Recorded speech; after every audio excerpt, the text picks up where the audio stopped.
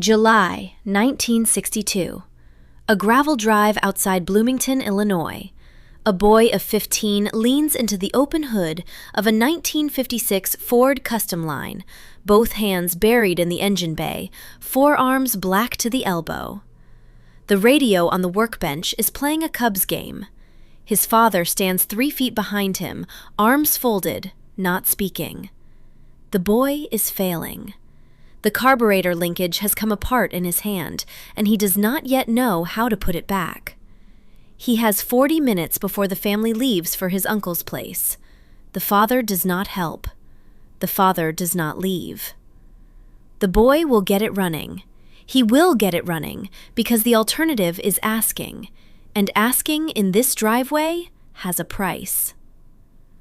Almost no American boy of that age had a mechanical failure he could not diagnose.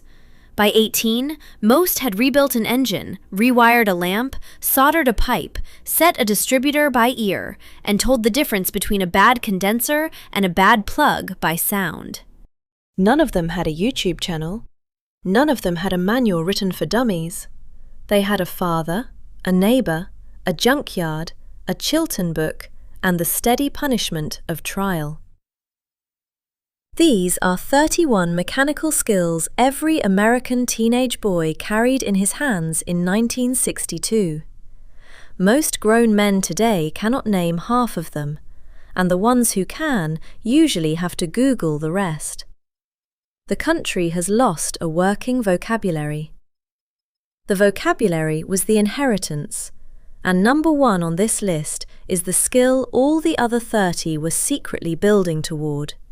We'll get there. Subscribe before we start. Number 1 is the skill that matters more than all the other 30 combined. Number 31. A boy in rural Ohio, 1962, can identify a bad condenser by sound alone. The engine misfires under load, a quick bark in the carburetor throat, not the steady stumble of a fouled plug. He listens. He rules out fuel. He pulls the distributor cap, unclips the condenser, walks it to the bench, and reads the points gap by eye against a feeler gauge his father kept in a coffee can. A boy without this skill cannot diagnose a no-start. He calls a tow truck. He pays $200 for the trip. The man on the phone could not start his own engine in 1950. He could read a plug, time a distributor, and rebuild a carburetor on a kitchen table with a Phillips screwdriver and a rag. A condenser costs less than $2. The skill costs a childhood. Number 30. A boy in suburban New Jersey, 15 years old in 1962, can solder a copper pipe joint without burning the joint or himself. He uses a length of lead-free solder, a can of flux, a torch lit from a kitchen match, and a wet rag. He learns the sound of solder running into a joint, a low hiss, then a clean silver ring at the seam. He learns that copper holds heat and that the flame must be moved, not held. A man without this skill calls a plumber for a dripping joint under a sink and writes a check for $300. A boy of 15 in Passaic County could sweat a new valve onto a half-inch line in 12 minutes and have the water back on before his mother finished a coffee. The plumber's apprentice learns the joint in a shop. The American boy of 1962 learned it on the same kitchen sink his mother washed dishes in. Number 29. A boy in Eastern Oregon, 16, can change his own oil and read what he pulls from the sump. He crawls under the truck on a sheet of cardboard, breaks the plug, drains into a coffee can, drops the plug back in hand tight, refills with 30 weight from a can with a rolled paper funnel, and pulls the dipstick to confirm. He cracks the plug loose with a 3/8 box end wrench he bought at the hardware store for 89 cents. He does this on a Saturday. He does it again every 2,000 miles because his father's truck manual said so. A grown man today lets the Quick Lube do it for $65 and tips the kid who never learned to read the oil on the dipstick for color, grit, or the silver sheen of a spun bearing. The boy in 1962 could smell a burnt valve seal from the tailpipe of a stranger at a stoplight. Number 28. A boy in western Pennsylvania, 17, can rewire a lamp without burning the house down. He buys a socket, a cord, and a plug at the 5 and dime for under $1, strips the wire with the cutting edge of a paring knife, ties an underwriter's knot he learned from his uncle, solders the ends to the screw terminals, and tapes the joint with friction tape he pulled from a tin on the workbench. He does not own a tester. He owns his hands, which he trusts because they have made this exact knot 40 times. A grown man today throws the lamp away because the cord is frayed. He does not know what an underwriter's knot is. He does not know that the knot holds the cord to the socket if the wire is pulled, and that the knot is the difference between a lamp and a fire. He also knew that you never, ever wired a plug with the radio on, because the radio and the carpet could both light up, and the radio always won. Number 27. A boy in Central Texas, 16, can patch a flat bicycle tire and true a wheel that wobbles at speed. He pulls the tire, finds the thorn by feel, sands the tube, applies a rubber patch with the cement that came in the same tin, and rolls the wheel between his knees to find the hop in the rim. He tightens spoke by spoke, quarter turn at a time, until the wheel spins true. He learned this because the nearest bike shop was 40 miles away, and his bike was his only ride to the public pool. A grown man today throws the bike away. A boy of 16 in 1962 could keep the same Schwinn running for 10 years and resell it for half what it cost, because the frame was straight and every spoke still held. A patched tube still holds air. A thrown-out Schwinn holds nothing. Number 26. A boy in upstate New York, 15, can bleed a brake line on a car by himself, and knows that air in the line is not a guess. It is a condition. He jacks the car on a steel scissor jack his father stored behind the driver's seat, pops the bleeder screw with a flare nut wrench, fits a length of rubber tubing over the nipple, and pumps the pedal until the fluid runs clean in a glass jar on the ground. A grown man today takes the car to a shop and signs a work order he does not read. A boy in 1962 read every word his father's manual printed, because the manual was the only teacher his father could afford, and the only teacher his father trusted. The work order in 1962 was a Chilton book.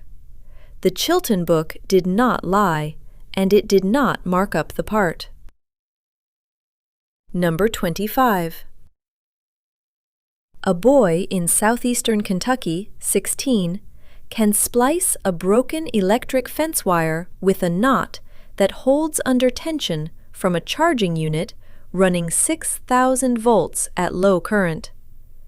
He uses 2 pairs of lineman's pliers, a length of soft iron wire, and the same figure-8 knot his grandfather tied on barbed wire in 1922.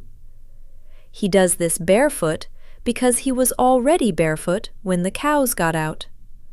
The fence must hold by sundown, or the cows will be in the tobacco. The boy does not know the word voltage. He knows that the wire bites if he grabs it, and he knows the knot, and he knows to stand on dry ground. He has 2 uncles who were killed in Korea. He has 1 fence and 60 head of cattle. We will come back to that barefoot boy in the tobacco patch later. Not the way you think. Number 24. A boy in Southern California, 16, can replace a broken side mirror on a 61 Chevrolet without taking the car to a body shop. He backs the car into the drive, walks to the rearview mirror mount, removes the 1 Phillips screw, unclips the glass from the frame, walks to the kitchen, sets the new glass in the frame, walks back to the car, reinstalls the screw, and aligns the mirror by sitting in the driver's seat and squinting.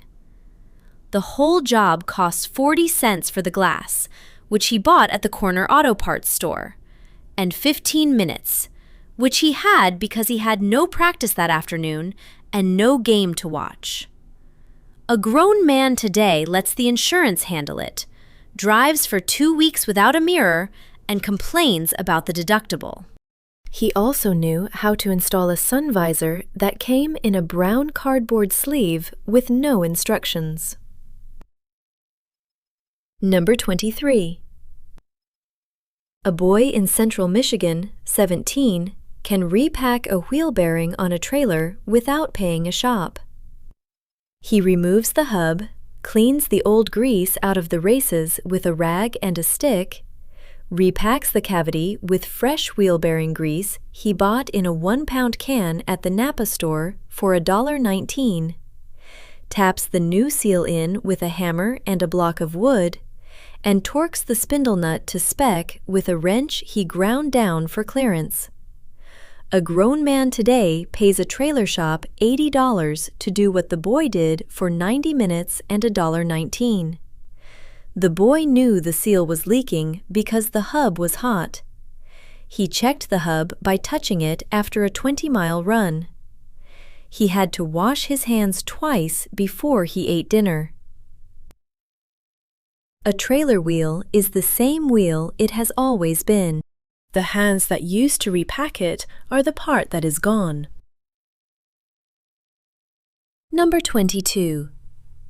A boy in central Iowa, 16, can replace a window sash rope in an older house without breaking the glass. He removes the sash stop, ties the new cotton cord to the old one, pulls it over the pulley, and feeds the new cord back down to the weight pocket inside the wall. He does this by feel, leaning into the window frame, one hand inside the wall cavity. His grandmother is holding the sash. The cord is one of 3 items he keeps in a tobacco tin in his dresser drawer. The other 2 are a coil of bell wire and a small hand saw. A grown man today calls a handyman for a stuck window and pays for a service call. The boy in 1962 had the skill because the alternative was a grandmother who could not open the kitchen window in July. And a grandmother in July was not a thing the boy was willing to live with. He also could hang a picture without a level, by eye, and have it straight. A boy in 1962 did not have these skills because he was gifted. He had them because the country was arranged so that the alternative was a phone call to someone who would charge him, or a scolding from someone who would not. The skills were not magic. They were the normal consequence of growing up in a place where the Chilton book was on the shelf, the tools were in the coffee can, and the father was 3 feet behind him, arms folded, not speaking. There is a pattern in every one of these items, and the pattern is not nostalgia. The pattern is what gets named at item number 6. First, the list has to keep moving. Number 21. A boy in southeastern Virginia, 15, can replace a fuel pump on a Ford 8-cylinder without pulling the engine. He crawls under the car with a single open-end wrench, a Phillips screwdriver, and a pan to catch the gas that will pour out when he unbolts the line. He removes the 2 bolts that hold the pump to the block, swaps the diaphragm, and reinstalls the pump with a new gasket cut from a cereal box he flattened on the workbench. He primes the carburetor by pouring a 1/4 cup of gas down the throat. The engine starts on the second crank. A grown man today lets the car sit for 3 days while he arranges a ride to the shop, because he does not know the pump is bolted on with 2 bolts he can reach from underneath, and he does not know he can prime the carburetor from the top. He also knew which side of the block the distributor lived on, and why the rotor points one way on a Chevy and the other way on a Ford. Number 20. A boy in northern Wisconsin, 17, can field repair a chainsaw in the woods with the parts of a second chainsaw he carried in his pack. He has a leather tool roll with a file, a depth gauge, a small wrench, and a spare rim. He sharpens the chain by hand in the field, sets the rakers to the depth of a dime held against the bar, and oils the bar with the can of bar oil he strapped to the frame. He knows when the engine is fouled because the plug comes out wet and black. He cleans the plug with a plug file he keeps in his back pocket and reinstalls it before the wood gets cold. A grown man today stops cutting the moment a tool breaks and drives 40 miles to a dealer. You may already be seeing the pattern here. Every one of these skills has one thing in common. We will name that thing at number 6. Number 19. A boy in central Illinois, 16, can replace a thermostat in a house furnace without flooding the basement. He shuts off the water at the curb, drains the boiler through the petcock at the lowest point, swaps the bellows thermostat from a box he bought at the hardware store for $4, refills the boiler, and purges the air from the highest point with a screwdriver tip against the valve. He does this on a Saturday morning in November because the house was cold the night before. His father is at work. His mother is at the grocery.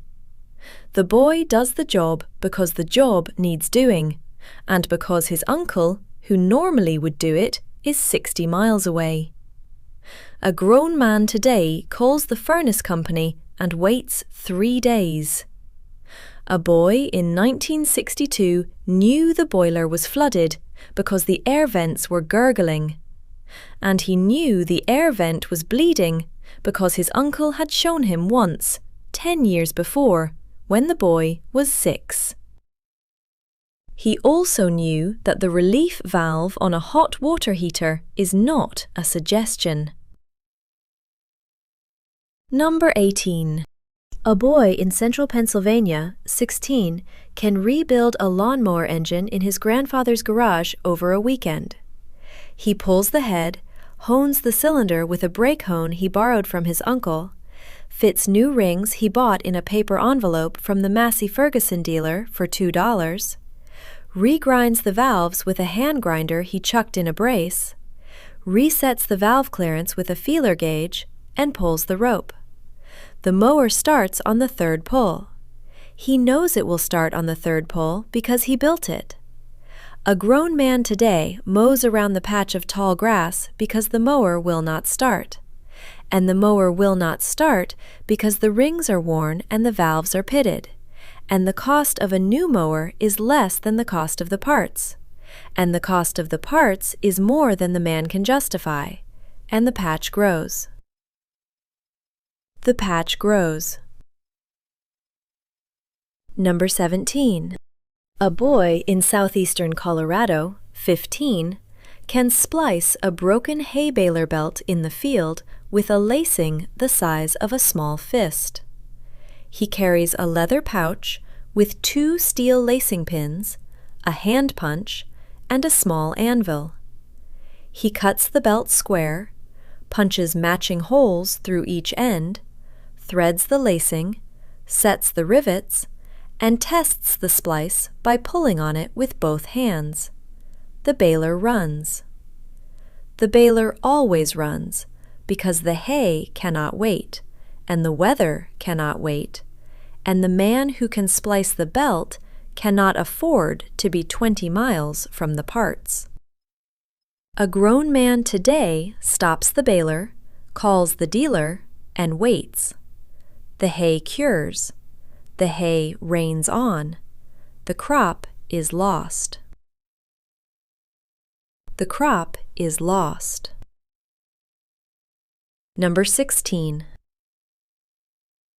A boy in eastern Tennessee, 16, can rebuild a small gasoline engine in a single afternoon, beginning with a clean pan of solvent and ending with the engine running on the bench.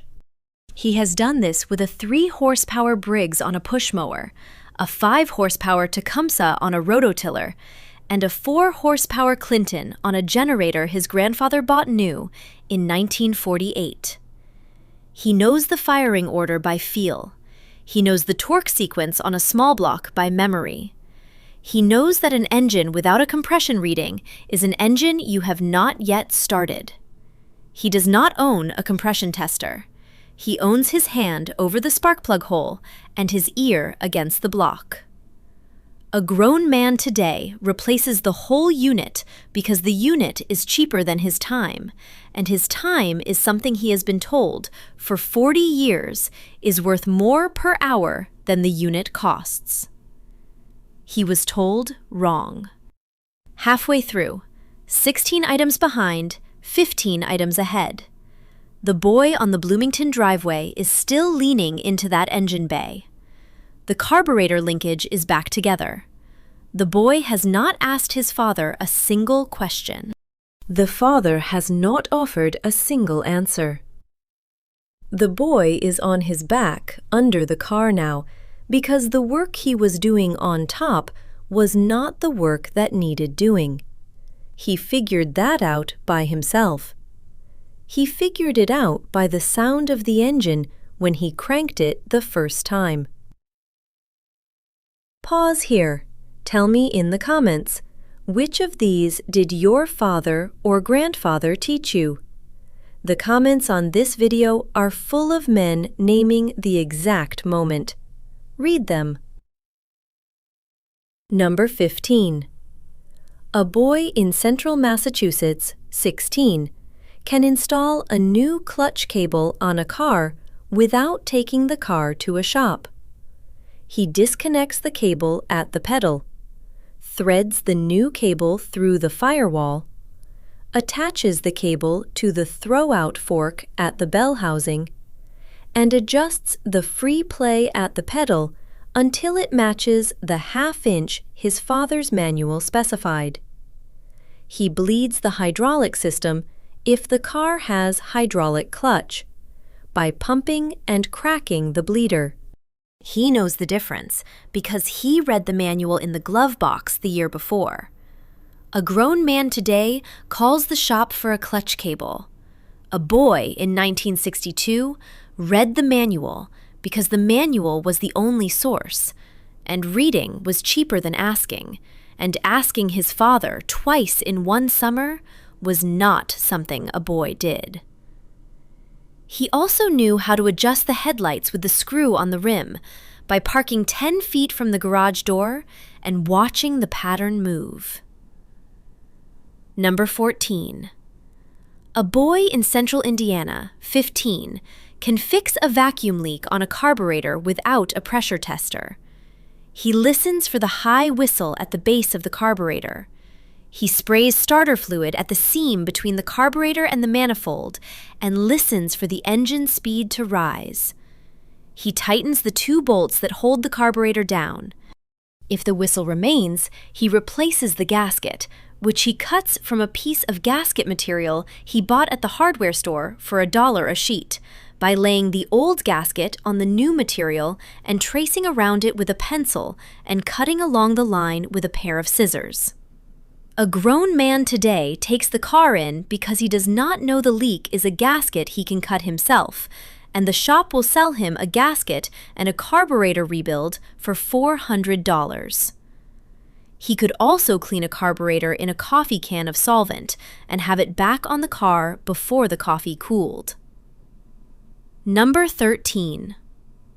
A boy in western North Carolina, 16, can replace a rusted-out section of galvanized pipe under a kitchen sink with copper, including the transition fitting between the two metals. He uses a pipe cutter he bought at the hardware store for $2, a reamer he bought at the same store for 50 cents, lead-free solder, a torch, and a fitting he bought from a bin at the back of the store where the unmarked fittings lived. He cleans the copper with emery cloth until it shines. He fluxes the joint. He heats the joint and watches the solder run. He tests the joint by turning the water back on with his hand under the pipe. The joint does not leak. A grown man today calls the plumber and pays for the visit because the fitting between galvanized and copper is a dielectric fitting he has never seen, and the torch is a tool he does not own, and the plumber is the man who owns both. He also could sweat a new valve onto a radiator without flooding the floor. Number 12. A boy in Central Ohio, 17, can replace a broken ignition switch on a steering column without taking the car apart past the column. He removes the horn button, the canceling cam, the lock cylinder, the spring, and the switch housing, all with a screwdriver and a pair of pliers. He replaces the switch with a unit from a salvage yard he paid $4 for. He reassembles the column in reverse order. He does not own a manual. He owns his memory of the disassembly, which he writes down on a brown paper bag from the grocery store as he goes, because the boy on the Bloomington driveway once lost 3 hours to a reassembly he could not remember, and he never lost 3 hours the same way twice. The barefoot boy in the Kentucky tobacco patch, the one from item 25, is grown now. He is 58. He still has a brown paper bag in his tool drawer with a list of parts he wrote when he was 16, and the list still matches the truck. Number 11. A boy in central Nebraska, 15, can overhaul a small tractor engine over a long weekend in the loft of a barn. He pulls the head, decarbonizes the combustion chamber with a wire brush, regrinds the valves, replaces the head gasket with one he cut himself, sets the valve clearance cold, and reassembles. He does this with the doors of the loft open so the gasoline fumes have somewhere to go. He does this because the tractor will be needed in 2 weeks to plow the bottom 40, and the mechanic is booked until after the planting. A grown man today books the mechanic because the book is the system, and the system is what he trusts. He also could replace the points and condenser on a small engine without setting the dwell, because he set the dwell by eye against the cam. Number 10. A boy in northern Alabama, 16, can pull a motor and reseat the rear main seal without pulling the transmission. He unbolts the bell housing, supports the transmission with a floor jack, unbolts the motor mounts, hooks a chain to a beam in the garage ceiling, and lifts the engine out the top. He replaces the seal with one he paid $1.19 for at the auto parts store. He reinstalls the engine the same way, and the engine starts on the 3rd crank, and the rear main does not leak. A grown man today lets the rear main leak because he does not know the seal is a part he can buy and a job he can do in a Saturday. The leak stains the driveway. The driveway does not care. He could also do a valve job with the head on the kitchen table, and his mother let him because the alternative was a son who could not. Number 9.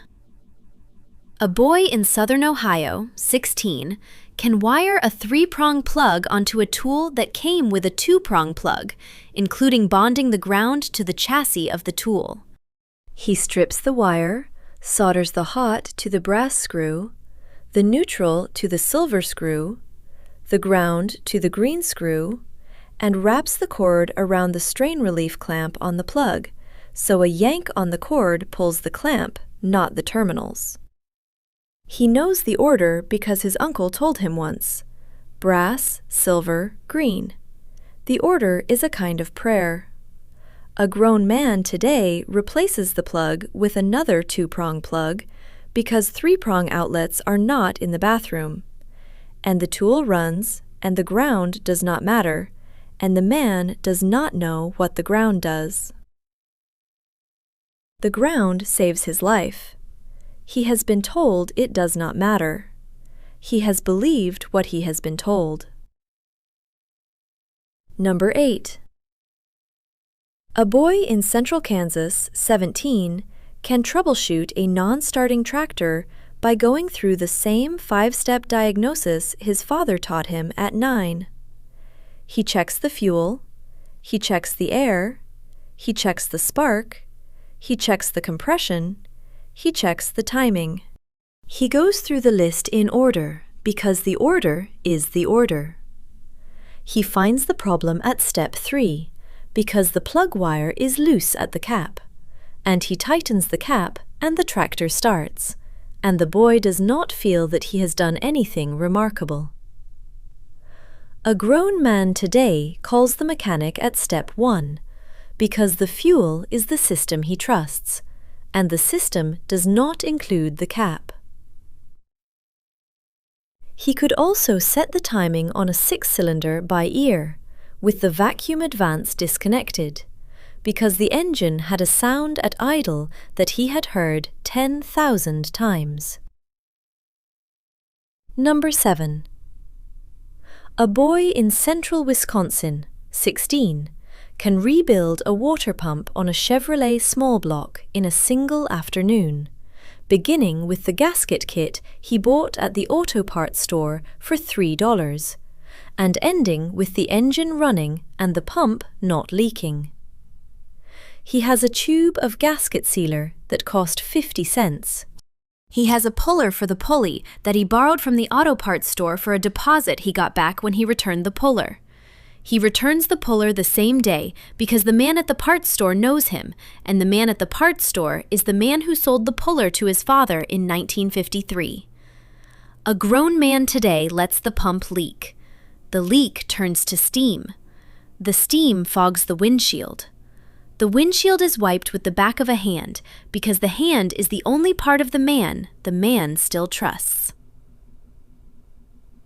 He also knew how to bench test a generator on the kitchen table with the lamp and the jumper wire because the test took 90 seconds and the lamp was already on. The boy on the Bloomington driveway has the engine running now. He has it running with the hood down, the car off the jack, the carburetor linkage reassembled. He is sitting in the driver's seat. He is checking the gauges. The oil pressure is up. The temperature is at 180. The father is still 3 feet behind him, arms folded, not speaking. The boy backs the car out of the drive. The father watches him back out. The father does not wave. The boy does not look back. The next item is the one where the pattern gets named. The pattern has been there since item 1. It has been there since the boy on the driveway and the condensers and the soldered joints and the spliced baler belts. The pattern is not nostalgia. The pattern is what got lost when the country stopped making boys who could fix things and started making men who could buy things. Number 6. A boy in northern Missouri, 16, can read a wiring diagram and follow the path of a circuit from the battery to the switch, to the lamp, and back, without a tester, by tracing the line with his finger on the paper and then with his eyes on the wire. He owns a Chilton manual for his father's truck. The manual cost him $4 at the auto parts store. The manual is the book he reads when he cannot sleep, because the manual explains the world in a way the rest of the world does not. The manual does not talk down to him. The manual does not require a degree. The manual assumes he is a boy who can read, and a boy who can turn a wrench, and a boy who has the patience to do both at the same time. A grown man today cannot read a wiring diagram. A grown man today cannot read the manual because the manual is on a screen, and the screen does not sit on the workbench, and the workbench is in the garage, and the garage is full of things the man owns but does not use. Here is the pattern. Every one of the 31 skills on this list is a skill a boy could learn alone. None of them required a teacher present. None of them required a credential. None of them required a coach. None of them required a class. None of them required permission. They required a Chilton book, a coffee can of tools, a junkyard, and a country that arranged the world so the alternative to learning was a phone call to a man who would charge the boy for not having learned. The pattern is not the skills. The pattern is the country. The country arranged itself so the boy had to learn. The country arranged itself so the father had to teach. The country arranged itself so the cousin in town had a Chilton book and would lend it, and the neighbor had a torque wrench he would lend, and the parts store had a counterman who would sell a 17-year-old a puller for a deposit. That arrangement is gone. The arrangement was the inheritance. The inheritance was the country. The country changed. The arrangement changed. The boys did not. The skills did not. They were never the skills of the boys. They were the skills of the place. The place stopped making them. Number 5. A boy in Central Florida, 16, can overhaul a small marine engine on a boat he is about to inherit from his grandfather. He pulls the head, decarbonizes the combustion chamber, replaces the head gasket with one he cut from gasket material he bought at the marine supply store for $2 a sheet, grinds the valves by hand with a tool he chucked in a brace, sets the valve clearance cold with a feeler gauge he borrowed from the parts store and returned the next day, and reassembles. He paints the engine block with the gray enamel his grandfather kept on a shelf above the bench. The paint is 20 years old. The paint is still good. The paint is what his grandfather used in 1942 when he rebuilt the same engine in a Quonset hut in San Diego before shipping out to the Pacific. The boy is 16. The boy knows the engine will start because his grandfather taught him the engine, and his grandfather taught him the paint, and the paint is part of the engine, and the engine is part of the grandfather. The boy is 26 years older now. The paint is still on the engine. The grandfather is gone. Number 4. A boy in southern Minnesota, 17, can rebuild a manual choke carburetor from a parts kit he bought at the auto parts store for $9, beginning with a clean pan of solvent and ending with a carburetor that bolts to the manifold and starts on the second crank. He knows the accelerator pump circuit by feel.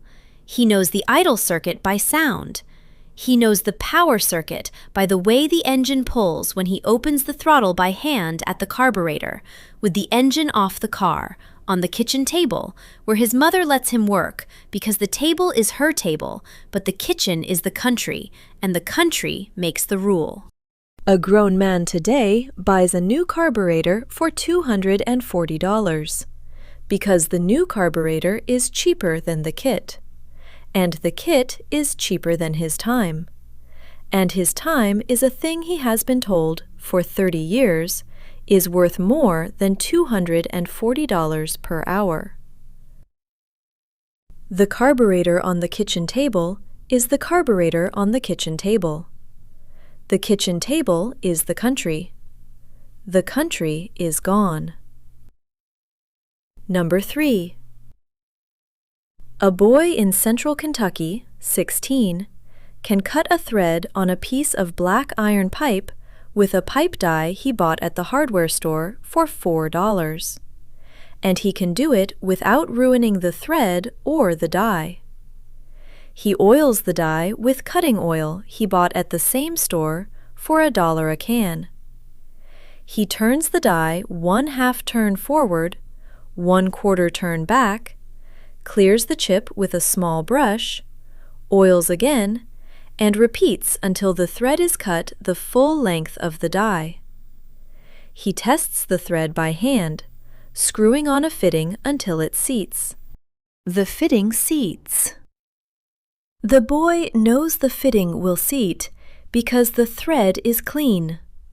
And the thread is clean because the boy cleaned the chip at every quarter turn. A grown man today uses Teflon tape and prayer because the pipe is in the basement and the basement is damp, and the die is in a box he does not own, and the fitting does not seat, and the fitting leaks, and the leak is the prayer answered. The boy also could re-tap a thread that was stripped by running a tap through the hole and chasing the threads back, because the tap cost $2 and the part cost $40. Number 2. A boy in central Pennsylvania, 16, can rebuild a starter motor on a kitchen table in a single afternoon, beginning with the solenoid and ending with a starter that spins a cold engine the first time. He replaces the brushes, cleans the commutator with a piece of fine sandpaper held against the armature by hand while the armature turns in a vise, reinstalls the bushings, and bench tests the starter by jumping it to a battery on the table with the cables held in his hands, because the cables are the cables and the hands are the hands, and he has done this before. He does this because the starter is out of the car, and the car is on jack stands in the drive, and the parts store is closed, and the starter will be back in the car by supper time, because the boy is 16, and the boy has supper time, and the boy has a starter. He could also rebuild a generator in the same afternoon, because the generator is the same machine, and the machine is what he knows. Number 1. A boy in central Indiana, 16, can diagnose a problem he has never seen before by going through a system of elimination he learned from his father, who learned it from his father, who learned it from a man in the Navy Yard in 1943. The system is not in a book. The system is in the family. The system is, what changed? The system begins with the question. The question is not, what is broken? The question is, what changed since the last time the thing ran? The boy learns the system at the kitchen table. The boy learns the system at the workbench. The boy learns the system in the driveway with the hood up and his father 3 feet behind him, arms folded, not speaking. The system is the thing. The system is not a skill. The system is the master skill. The other 30 skills on this list are the parts of the system. The system is not in the manual. The system is in the boy. The boy is in the family. The family is in the country. The country is gone. The system is not nostalgia. The system is a way of seeing a problem. The system is a way of standing in front of a thing that is broken and asking in order, what changed? What was the last thing I touched? What is the simplest explanation? What is the test I can run with what I have in my hand? The system is a way of being in the world. The system is the inheritance. The inheritance is not the Chilton book. The inheritance is not the coffee can. The inheritance is not the salvage yard. The inheritance is the way the boy stands in front of the broken thing, and the way he does not panic, and the way he does not call, and the way he does not Google, and the way he does not ask. The inheritance is the boy. The boy is gone. The boy can come back. The boy comes back when a father puts a Chilton book in a boy's hands and lets the boy fail, and lets the boy fail again, and lets the boy fail a third time. And on the fourth time, the boy does not fail, and the father does not say a word, because the father already knew the boy would not fail the fourth time, and the father knew because the father failed the same way, at the same age, in the same driveway, with the same Chilton book. July 1962. A gravel drive outside Bloomington, Illinois.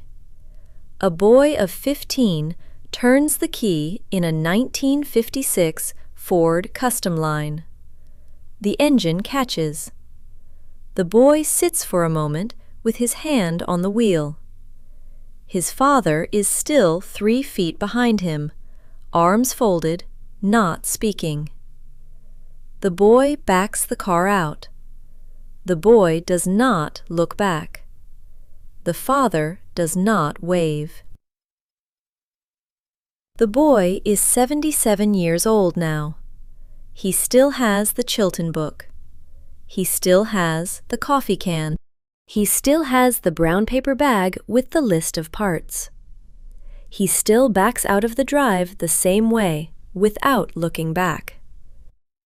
The Chilton book does not talk down to him. The coffee can is rusted. The paper bag is faded. The man is the boy.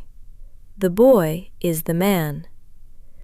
The man can still fix the carburetor linkage by sound. The man can still sweat a copper joint.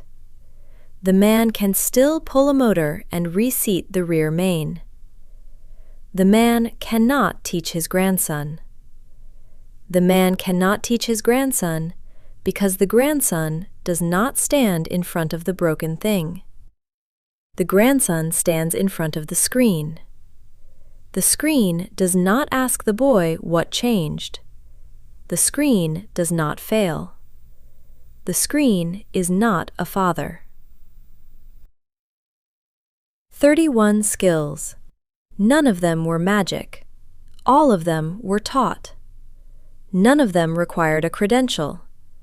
All of them required a father, a book, a coffee can, and a country that arranged the world so the boy had to learn. The country has changed. The arrangement has changed. The skills have not changed. The skills are still in the Chilton book. The Chilton book is still on the shelf. The shelf is still in the garage. The garage is still in the house. The house is still on the drive.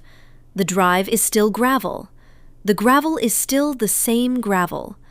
The boy is not on the gravel. The boy is in the country. The country is the boy. Which of these did your father teach you? Tell me in the comments. Next week, we are going inside the garage of a man who rebuilt 36 Chevrolet small blocks in a single shed over 42 years and never sold one. Subscribe so you do not miss it. The carburetor linkage came apart in the boy's hand. The boy put it back. The father did not say a word. The car started. The driveway was gravel. The gravel is still there.